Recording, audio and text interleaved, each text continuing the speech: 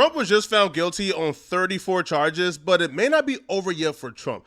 Now, before we can explain exactly what's going on, let's just break down this trial in this case because a lot of people are having a tough time wrapping their head around exactly what this trial is about. In 2016, Stormy Daniels' lawyer went to the National Enquirer to sell a story about having a relationship with Trump. But what Stormy didn't know is that everybody is connected in this industry.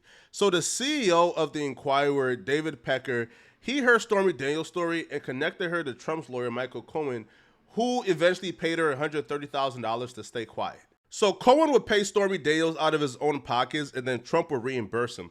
But in the process of reimbursing, Cohen would send Trump these falsified invoices for legal services, but it was the money for Stormy the whole time. The 34 charges come out of the same set of facts. Each time there's an invoice, and each time there's a payment, and each time there's a bookkeeping record. That is all the crime of falsifying the business records in order to cover up a crime. So paying the side chick isn't illegal, but falsifying business records to pay the side chick, that's illegal. Now, prosecutors believe that Trump falsified business records to manipulate the election by concealing criminal conduct and hiding damaging information from the general public in the 2016 election. But here's the thing, it didn't stop at Stormy Daniels because apparently Trump is a really popular guy who can get a lot of women. And he was clapping everybody's cheeks in New York because Trump, after doing it for Stormy Daniels, he did it for another woman too. Trump did the exact same thing with Karen McDougal. Apparently Trump, David Pecker, and Michael Cohen were in on this as well. So David Pecker and Michael Cohen negotiated a $150,000 settlement to get Karen not to expose Trump publicly. And then in return, Trump would reimburse Michael Cohen and David Pecker under the false pretense of legal services being done when that was false. And again, prosecutors believe that Trump did this to manipulate the election in 2016. But Trump, who's a really savvy guy, was like, bruh, Michael Cohen paid Stormy Daniels from his own personal checking account. I have nothing to do with that. I paid Michael Cohen, who's my lawyer, because he did legal services for me. Right? I'm not falsifying business records. And even if I did, how can y'all say this is for an election? Right? What if I'm married and I'm trying to conceal this because these are side chicks that I cheated on my wife with? How can y'all differentiate between for the election and for my marriage? But Trump was not expecting for his two homies to turn rogue and go against him. David Pecker got immunity to go against Trump and Michael Cohen.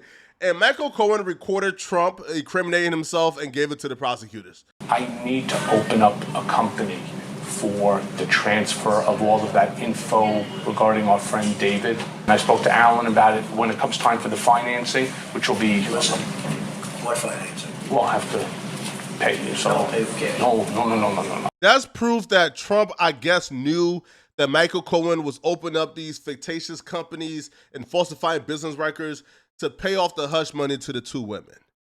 That right there proved at least that Trump knew this was going on. Which is why after a lengthy trial, Trump was ultimately found guilty on 34 counts. The jury has returned a verdict of guilt as to all 34 of these felony counts. And if you think about it, it took them 9 hours and about 30 minutes to be able to reach this verdict. My stance is simple. In terms of guilt, I have no shadow of doubt in my mind that Trump probably did what they're saying he did.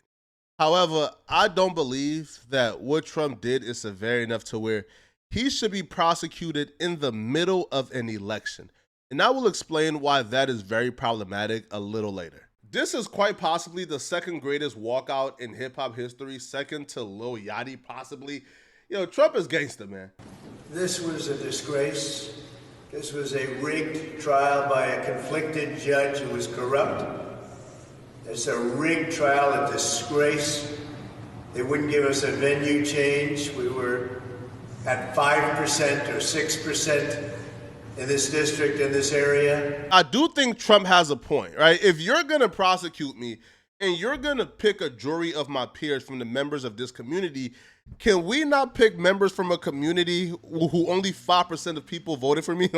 Like clearly I'm not a big fan here, and clearly me being the president, this is not just an average case of you find a random criminal and whatever in terms of like race bias and, you know, and certain biases. You're talking about a presidential candidate here, right? And only 5% of people in that community voted for him. So I can definitely see why Trump would want to change a venue, cool, but I wouldn't say it was a corrupt trial. This was a rigged, disgraceful trial. The real verdict is going to be November 5th by the people. And they know what happened here, and everybody knows what happened here. You have a Soros-backed DA and the whole thing. We didn't do a thing wrong. I'm a very innocent man, and it's okay. I'm fighting for our country. I'm fighting for our Constitution. Our whole country is being rigged right now. This was done by the Biden administration in order to wound or hurt an opponent, a political opponent. I agree with that, or at least I agree with that's a good reason why Trump shouldn't have been charged during the election process. I'm from a third world country, so I'm hypersensitive to political con games. I don't believe that the nominee for a political party should be charged during an election by, again, the sitting president who's a part of the opposing party. This is a very dangerous and slippery slope. Like, it's a wicked slippery slope if we're being honest with ourselves, right? We're in a democracy. So obviously, I don't think any one of us would agree that it's okay that a sitting president have the power during the election to put a thorough investigation out on his biggest political opponent, have him fine-tune the details of this man's life and businesses, find any type of clerical error, charge him with crimes up into felonies, even if the felonies don't stick. Hey, F it, hey, do what you got to do. All right? Smear his name out, deplete his campaign funds, make it impossible for him to really go to, toe-to-toe with you. And then what? You keep power and don't relinquish it. And we're saying this is okay in a democracy. I'm saying this wrong. I'm not saying Trump is innocent. I'm saying I don't believe that this should be able to happen during an election cycle. And I don't think we should allow a sitting president to encourage this behavior. And I think it's just a disgrace. And we'll keep fighting. We'll fight till the end and we'll win. Because our country's gone to hell. We don't have the same country anymore. We have a divided mess. We're a nation in decline, serious decline. Millions and millions of people pouring into our country right now from prisons and from mental institutions, terrorists, and they're taking over our country. We have a country that's in big trouble, but this was a rigged decision right from day one with a conflicted judge who should have never been allowed to try this case, never. And we will fight for our Constitution. This is long from over. Thank you very much. The crazy part about this, the dude right here, Michael Avenatti, which is like Stormy Daniels' lawyer, who's responsible for all of this.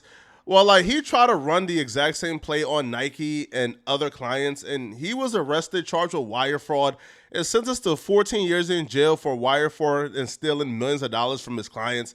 So this is the dude who's responsible for all of this hoopla going on with Trump.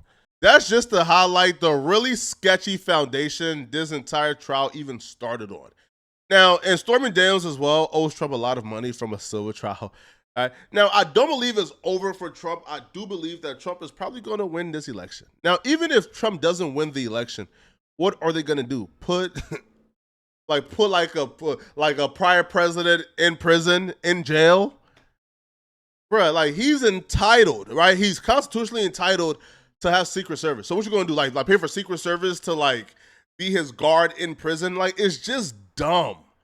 It doesn't make sense at all. I don't believe that Trump is going to go to prison at all, right? And if Trump wins this election, then we know it's a huge waste of time. Other than an embarrassment and a black eye on, our Constitution and community, right? That we have a sitting president who's a multi-felon. It don't make sense at all, man. But hopefully things work themselves out, right? Now, if you're still watching and you enjoyed Trump crashing out, then I'm positive that you will also enjoy Adam22 crashing out on this former employee. Click on this video right here to find out what I'm talking about.